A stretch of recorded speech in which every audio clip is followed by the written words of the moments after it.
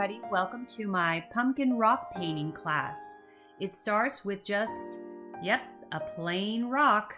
So go pick one out in your garden and give it a couple coats of white gesso, and that prepares it for what we're going to do. So I just take some regular orange paint right out of the tube, and I gave it just one coat. That's all it really needs. And then I mixed a little bit of burnt umber and put it all the way around. And what I did is I dipped my paintbrush in water and I actually went over it in strokes of the rind. So that's what gave it this effect. So I actually put the paint on and I took the paint off with my watered down paintbrush. So after that dries, I mixed some yellow and orange together, and it made like more of like a tangerine, a lighter color. And what I'm doing is where all of the lighter orange tones are, I'm giving it highlights. And what this does is lift out the pumpkin rind and actually gives it dimension. So I'm going to go all the way around with the first color, and this is just the first layer. You know, the more layers you do, the more dimension you get.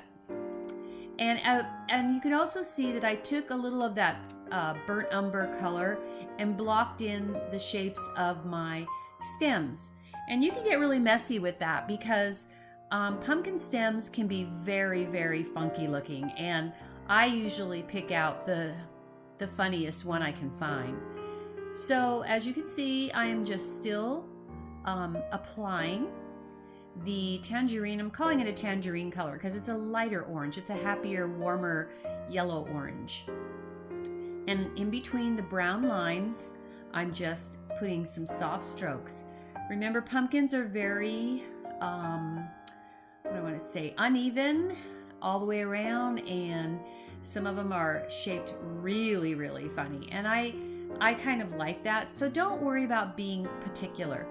Now this is the second coat, and all I did was add more yellow to my mixture, and that made it even a lighter, kind of a marigold color. So now I'm just going over the tops again, not necessarily the whole thing that I did last time, just the very tops. And what that does is just gives it more lift. So we'll let that dry very well again before we do the last layer.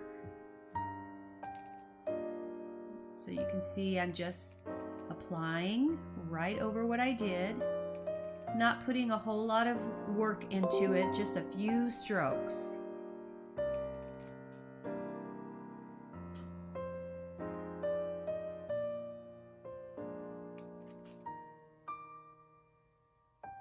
Almost done here, and then we'll move on to the next phase. So go ahead and get out a little bit of white paint. And I'm just going to put a little bit of, just a dab over here on the side.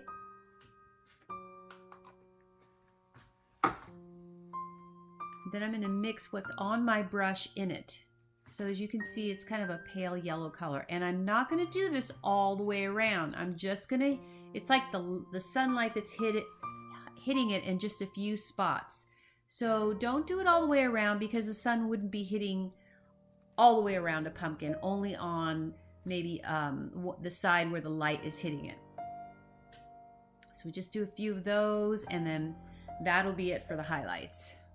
So now I'm going to go ahead and work on my stem. And what I did is I mixed green and burnt umber together to get kind of an olive green.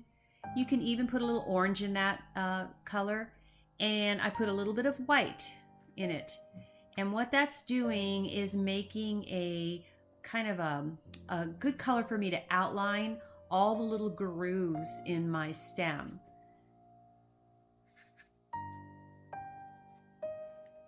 And there's really no particular way to do this. Just maybe if you have a real pumpkin in front of you that you can look at, or a photograph of a pumpkin, you'll just see that there's like a lot of grooves, a lot of lines in a pumpkin stem. And because every pumpkin is different, every stem is different. So don't worry about it looking a certain way. I'm just sort of making this up as I go along. And the very top of my stem, I kind of made it solid just so that it really stands out.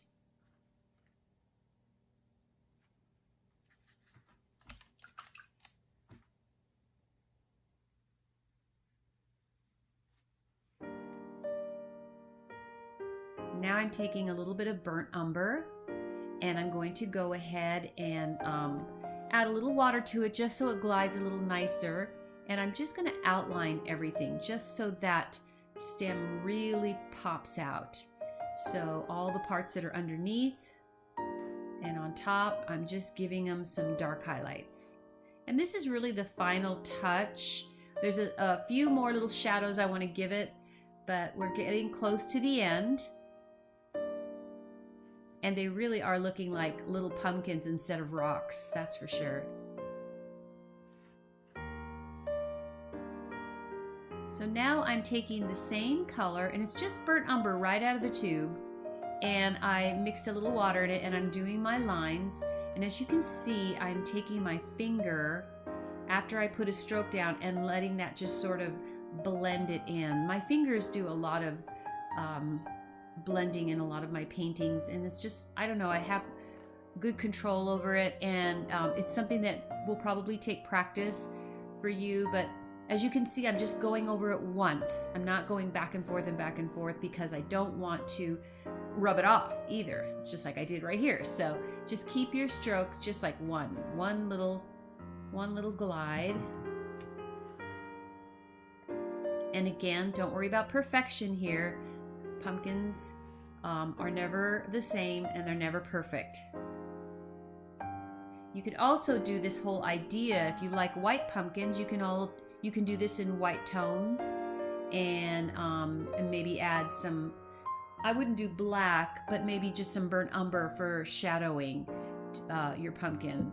The orange ones are just, to me, more fun and more traditional, but I know a lot of people like the white pumpkins, so feel free to mix it up and make your pumpkins any color you want. So as you can see, we're getting close to done. My lines are done. So what I want to do next, though, is do some shadows, which is close to the bottom and close to the stem. And that will probably be, yes, that will definitely be my final layer on the pumpkin. And I'm still using the burnt umber. So as you can see, I'm using my finger still. I'm just going along the inside, and what that is doing is making my pumpkin, it's giving it more of a dimensional look, more round, and it's making the pumpkin like come into the stem. And this is just for me, an easy way to shadow, because acrylic paints dry so fast, so you don't, unlike oils, you don't have a whole lot of time to do blending and shading. So yeah, so I was doing two pumpkins at the same time just because I thought it'd be nice to have two. And now I wish I had done more, because I'm just having so much fun working on these.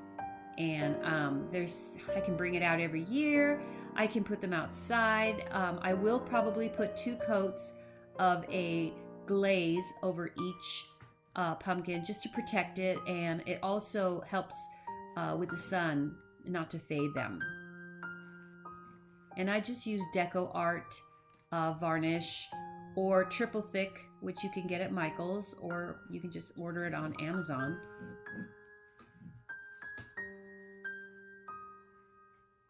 So this is it. We are at the end point. I hope you enjoy this lesson. I love teaching you, so check back often. We're going to be doing some wonderful holiday cards coming up. Thank you for watching. Share, subscribe, and until we paint again, happy painting, and God bless you.